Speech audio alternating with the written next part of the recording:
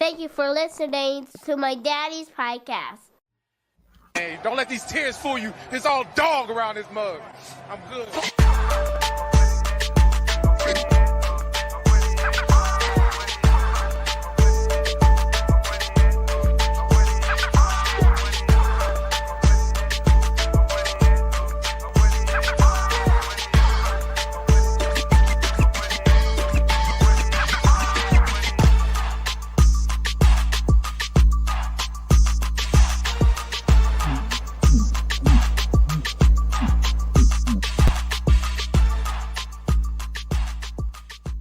Hey, what's going on, Who Dat Nation? It is yours truly, TJAY Jones.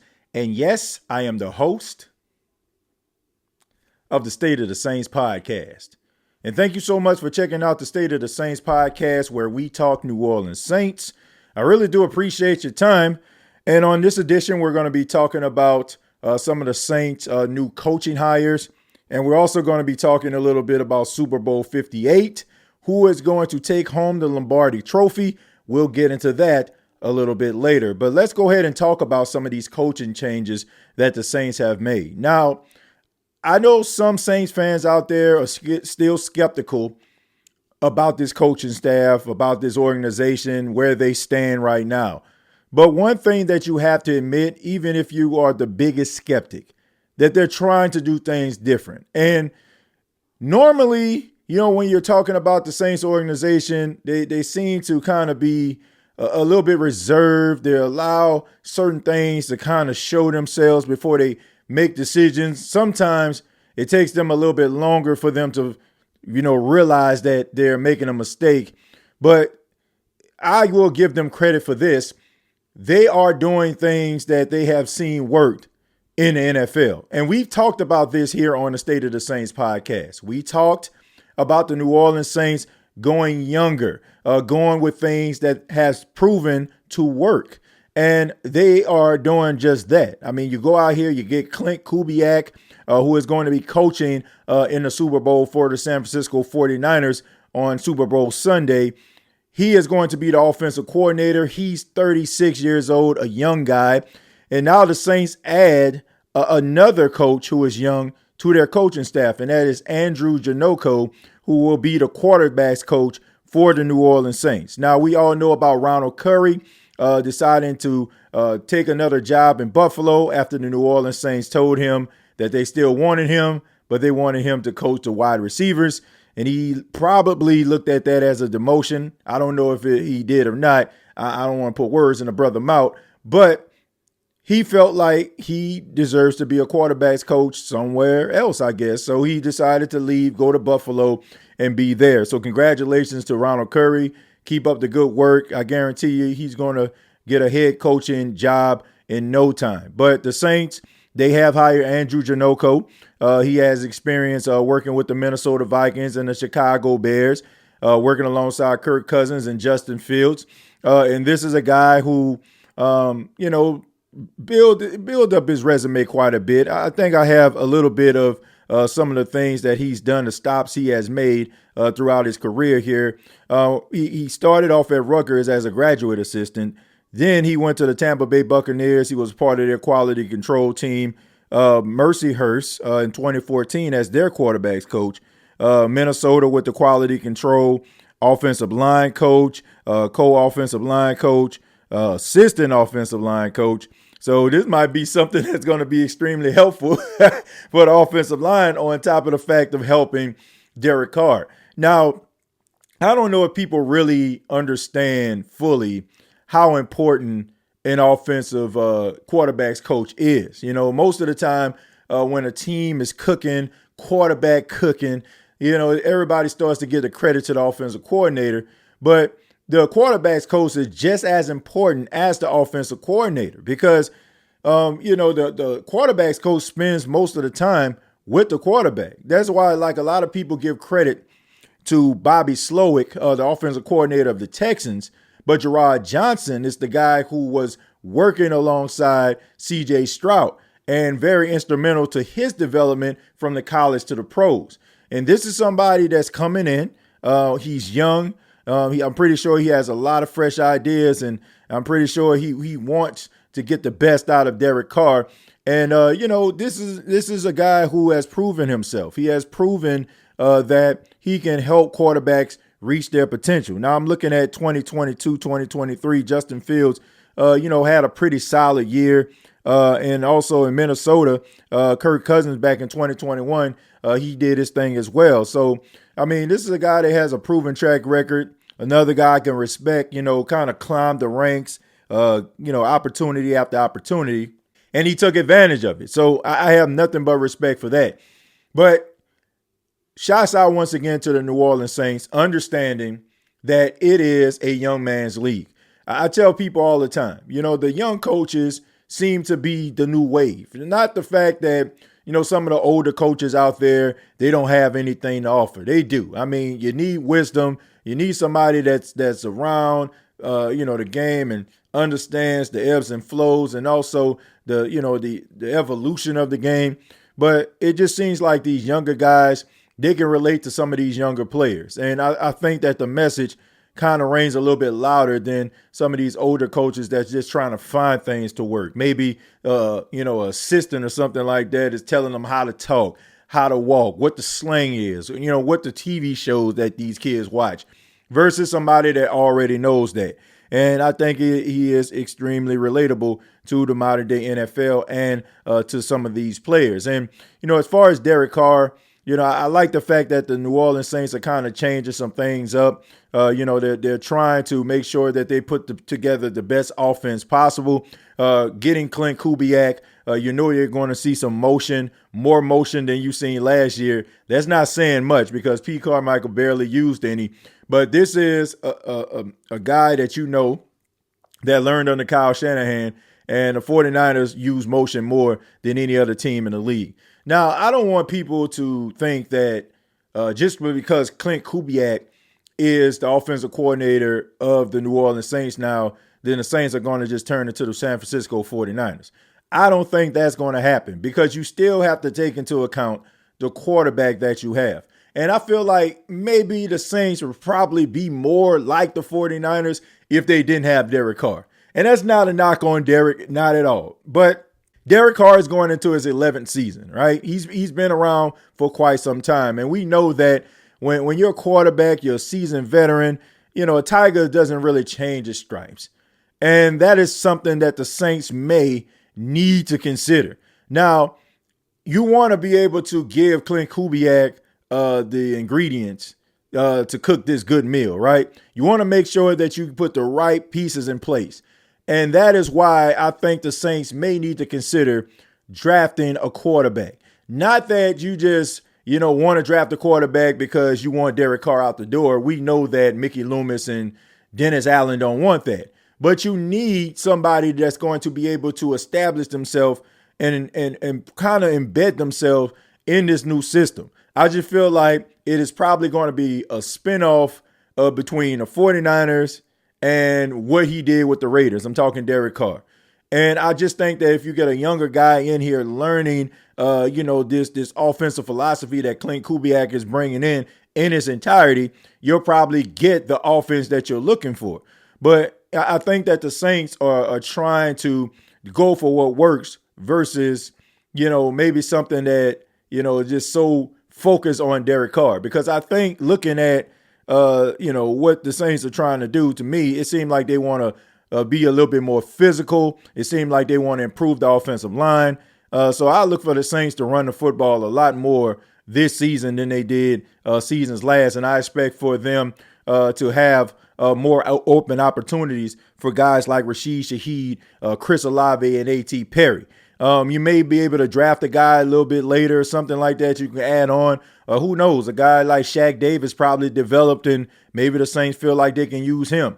But there are some talented guys on this team, and we all know the way that the Saints utilized Olave, Shaheed, A.T. Perry, Michael Thomas last year. You weren't doing anything. You weren't going to move the needle there. You were just kind of, doing some stuff, hoping that it works, throwing something against the wall, hoping that it stick. But I just think that the Saints are trying to change their philosophy.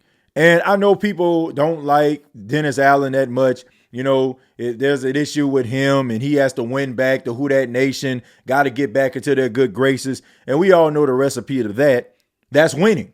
You got to win. If you're not winning, then nobody cares about what you can bring to the table. And everybody wants to see you go. His back is against the wall. So by revamping this entire coaching staff is probably a good thing, right? I mean, if you're going to go out your way, right? Like do it Frank Sinatra, do it your way. Don't let anybody else, dictate your fate. And I have no problem with this, right? I've said this last year and I said this year. Like, allow him to hire the coaches that he wants, allow him to get the players that he wants. So if it doesn't pan out, they have nobody to blame. The last person that the Saints could have blamed for Dennis Allen's ineptitude as a head coach is Pete Carmichael, and he's no longer there. So Pete Carmichael, it didn't work with him. Chris Richard and Ryan Nielsen, it didn't work with them. Let me get Joe Woods in them. You got all that. Now it is time to win. And honestly, if Dennis Allen can get the defense back to where they were last season, respectable, making plays, looking like one of the best in the league, if they can get an offense together, I can see the Saints winning double-digit games. I know some people may not want to hear that. Some people may not see it. But Dennis Allen understands defense. The problem is, the offensive side of the football. And also, I feel like the biggest concern, and I'm going to say this again, I sound like a broken record, but it's situational football when the game is on the line. Now, if the Saints can start cooking with Clint Kubiak, I don't know. I don't know. Like, I know where he comes from. I know what his track record is. I know what his background is, but we got to see this thing in real time. But let's just say for the sake of this argument that it does work out. The Saints can be one of the most dangerous teams in the league. And that's a fact. Now, looking at their schedule, some people would say, it's relatively easy. I've seen a couple, reporters out there talk about the strength of schedule, but we all know that teams get better every single year. You have young players that go into year 2. They start to figure things out. Maybe a team that was struggling, they get a coach and a staff that can be able to get the best out of the players. So I don't like saying, oh man, they got one of the easiest schedules in the league. Like, you can really say that the Saints had one of the easiest schedules in the league based on the teams they were playing, the quarterbacks that were down, the players that were available at the time the Saints played them. You can call it easy. But I'm very skeptical about calling a schedule easy when we're going into one year to another, right? I mean, if you look at the Indianapolis Colts on your schedule, even though the Saints won, you would have thought that would have been a much easier game. But it wasn't. You know what I'm saying? The Saints had to really fight for that win. So you can't just say, oh, man, it's just, it's just simple. But I can see double-digit wins if they can get Clint Kubiak in here and he can be cooking and Dennis Allen is coaching his defense. The Saints can win a lot of football games. Problem is when they win those games and then the big-time situation and Dennis Allen is going up against a coach that knows what he's doing, that's seen it all, done it all, will he be able to make the right steps and make the right moves in order for the Saints to be able to become successful? Only time will tell. But it's a good look that the New Orleans Saints are going out here, getting these young coaches, understanding what the league is looking like in modern days, and adapting to it. So respect to them. I'm not going to, poo-poo on them. I am one of those individuals. If the Saints do something I feel like is kind of insane or crazy or silly, I will say it. But in this case, I feel like right now they're making all the right moves. Now, these moves aren't going to win them back favor. They're not going to win back favor from the Who Dat Nation. Like, they're going to have to go out there and win. But this is a step in the right direction. Them understanding what the NFL is looking like and following suit. And we got to talk a little bit about Super Bowl 58. Super Bowl 58, of course, we know the San Francisco 49ers taking on the Kansas City Chiefs. The Kansas City Chiefs were in the Super Bowl last year. They won it. And now they're going up against the San Francisco 49ers, the same team where Patrick Mahomes won his very first Super Bowl championship, and he was named Super Bowl MVP. And this is an opportunity for Patrick Mahomes to win his third Super Bowl. And he is under the age of 30 years old. That is absolutely incredible. Look, you can say what you want about Patrick Mahomes. You can talk about some of the antics of his brother. You can talk about some of the antics of his wife. You can talk about some of the antics of his dad. But one thing is for certain. That light-skinned brother can ball out. He is good, man. He is as advertised. And, just to think, if you're a Saints fan, that the New Orleans Saints were one pick away from drafting this guy. But, I mean, they still got Marshawn Lattimore. So, in my opinion, both teams won. But to think that this could have been the quarterback that could have been leading the Saints to victory or even the Super Bowl like he has with the Kansas City Chiefs is just unbelievable to think about. So, but you look at the Kansas City Chiefs, defensively, they're much better than they have been in years past. Mostly their games were won because Patrick Mahomes was out there throwing the ball 30, 40 times a game, 3-4 touchdowns.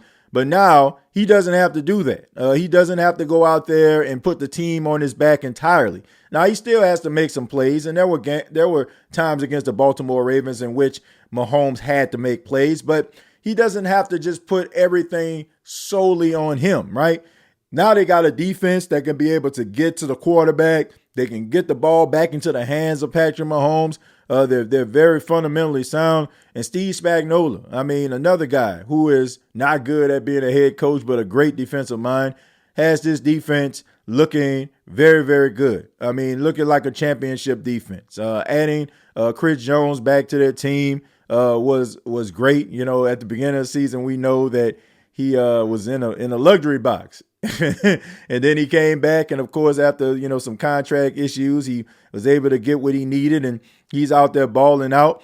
I mean, they got some really talented guys on the defensive side of football for the Kansas City Chiefs. I mean, McDuffie. I mean, you got some really good talented guys in the secondary. So Kansas City is a complete team. Now, they started off a little bit stagnant. I mean, losing to the Raiders and coming up short against, the Broncos, and people were wondering what's going on with the Kansas City Chiefs. Are we seeing the last of them being a contender? And then they go into the playoffs. They go on the road and win 2 games, right? Patrick Mahomes, all his games been at home. Can he go on the road? Well, he answered that question.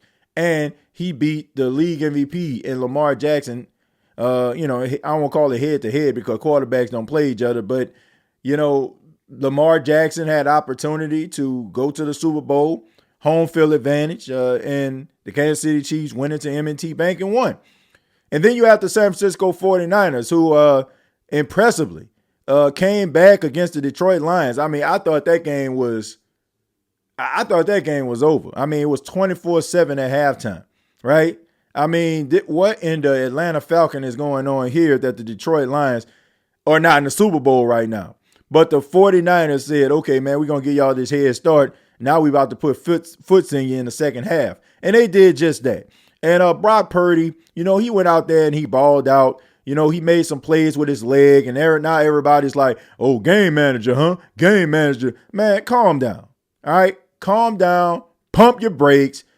Look, I understand that the guy made some plays, but just because a guy goes out there and makes some plays with his leg and throw the ball down the field a little bit doesn't mean that he's not a game manager. And that's what Brock Purdy is, in my opinion. But we look at this term game manager like it's like disrespectful or something. I don't feel like it's disrespectful. I mean, a guy managing a game, not making very many mistakes and not putting his team in harm's way more so than not. And most of the time they're coming out on top. There's nothing wrong with that. There's only a few elite quarterbacks that can go out there game in, game out, and their team is going to win because of their efforts. So sometimes it's okay to be a game manager. The NFL is full of game managers. But, for some reason, everybody just look at Brock Purdy and people calling him game manager. They look at it as being disrespectful. But Brock Purdy is what you need.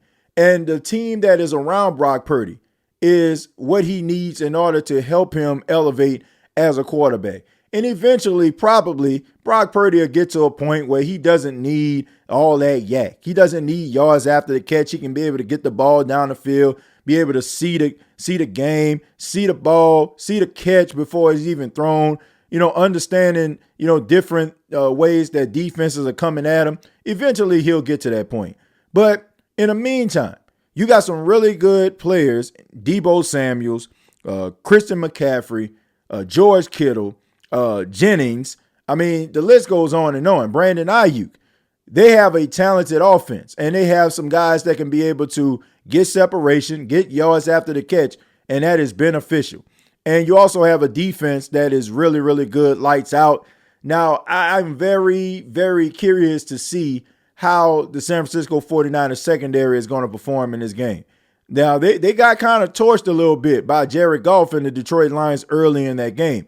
Then they started to buckle down a little bit. Now, the linebacker group, there's no problem there. Fred Warner and Dre Greenlaw, you know that they're going to control the middle of the field. So it should be interesting to see how the matchup is going to be between Fred Warner, Greenlaw, and Travis Kelce, because you know that Patrick Mahomes is going to want to utilize Travis Kelce. Now, Travis Kelce played really, really well against the Baltimore Ravens, and they have a really good linebacker corps in Roquan Smith and Patrick Queen, and he went out there and torched them.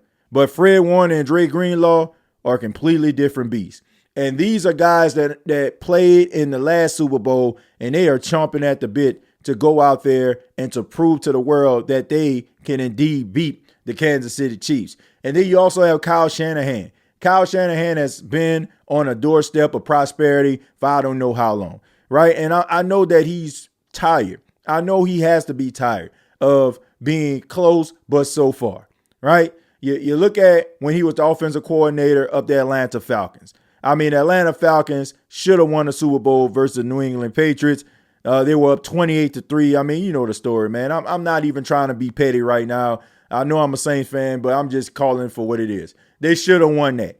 Then they played against the Kansas City Chiefs the first time when he was the head coach of the 49ers. Should have won that. I mean, you look at what, the play by Tyreek Hill. Patrick Mahomes just kind of just threw that ball up there, threw up a prayer, and he caught it, Tyreek Hill caught it. So when you look at it, it's like, if a few things didn't go your way, Jimmy Garoppolo would have caught Emmanuel Sanders in stride down the right sidelines, probably wouldn't be having this conversation. So you look at Kyle Shanahan, and you got to believe that this guy wants to win this badly. I mean, he is now what Andy Reid was with the Philadelphia Eagles, with the Kansas City Chiefs for a few years, right? A guy who can win a lot of games, a guy that was really good at coaching but just could not win a big game. Now Andy Reid has got over the hump. He's won 2 Super Bowls. Nobody says anything about Andy. He's going to go to Canton as soon as he decides to retire. Now Kyle Shanahan is now looking at the moment that can really solidify him as a really good head coach of the modern era. So the question is, who is going to win this football game? And in my humble opinion, I feel, I don't know. Seriously, man, I look at it 2 ways, right? I look at it, okay, I'll put it like this. If I had a choice, I would want the 49ers to win. I would want the 49ers to win. No, I'm not saying this because I'm tired of the Swifties, as they call them, with Travis Kelce and Taylor Swift. Look, I can care less about that stuff, man. I mean, it is what it is. I know sometimes it can get a little bit annoying, right? Every time Travis Kelce makes a play, he gets 5 yards, they zoom up into the press box, the luxury box, trying to see what she's doing. I know it can get a little bit annoying. But one doesn't have anything to do with the other. I'm not rooting against a guy because who he dates. It has nothing to do with it, right? But I just feel when you look at the 49ers, this is a team that has been a contender for quite some time. They have all the players to be successful. You think about a guy like Brock Purdy, picked dead last in the draft, right? Mr. Irrelevant. This guy has no business being a starter in the National Football League. and he has the opportunity to do something that nobody has ever done in the history of football. Then you look at Kyle Shanahan, once again, what I alluded to a little bit earlier, close but no cigars. You want to see this guy finally get his just due. And then you look at guys like Fred Warner, Dre Greenlaw, Christian McCaffrey. I mean, you want to see these guys win. And it's going to be a tough game. Kansas City is not just going to bow down to them. They are ready to play. But I would like to see the 49ers win this football game. But everything in me is telling me that it's going to be Andy Reid and the Kansas City Chiefs. It's going to be Patrick Mahomes winning his third Super Bowl, which is absolutely insane that this guy has won 3 Super Bowls under the age of 20 years old. I know some people look at Tom Brady and all the Super Bowls that he's won. Justifiably so, he should be looked at as the greatest quarterback of all time. But when you look at what this guy has done, when you look at the way that this dude plays the game, when you look at the fact that he has like a generational arm, he's a generational talent at the quarterback position, how can you not be impressed and try to put this dude into the conversation? Now, I think that he needs to be in the league a little bit longer, establish some more yards and stuff like that before you start like just saying he the greatest of all time. But at the same time, you got to say that he is getting close. He's getting close. And some people probably say, oh, that's crazy, that's insane. But sometimes we can become prisoners of the moment. And sometimes some of us don't even realize, what those other guys did in the days of yesteryear when they was out there balling out. The Dan Marinos, the Joe Montanas, right? If you're a young kid and you're probably like 20, 21 years old right now, you probably are listening to this and watching this and think that I'm crazy, right? Oh, man, Patrick Mahomes, man. But I watched Joe Montana play, right? I watched Drew Brees play. I watched Dan Marino play. I watched John Elway play. I watched some great quarterbacks. And that is one of the reasons why, when I think about it, it's kind of insane to try to pit quarterbacks against one another. Because you got to look at the era that they played in, the rules that were stacked against them or for them in Patrick Mahomes' case. So you got to take all that stuff into consideration. But he definitely deserves to be in a conversation. And I just think that people are probably going to catapult him 4 and 5 years down the line once he establishes himself in yards because he already got the championships. So there's that. But I just think that the Kansas City Chiefs are going to win this football game based on my heart. They got a lot of talented guys on that football field. And if it comes down to Brock Purdy making a play and Patrick Mahomes making a play, sorry, Brock, I got to go with Patrick Mahomes. But all in all, I think it's going to be a good game. Should be fun to watch. Got Usher at halftime. Should be a really good show. And looking forward to be able to tweet throughout the Super Bowl. So if you want to tweet along with me, you can follow me on X at TJAY Jones 8.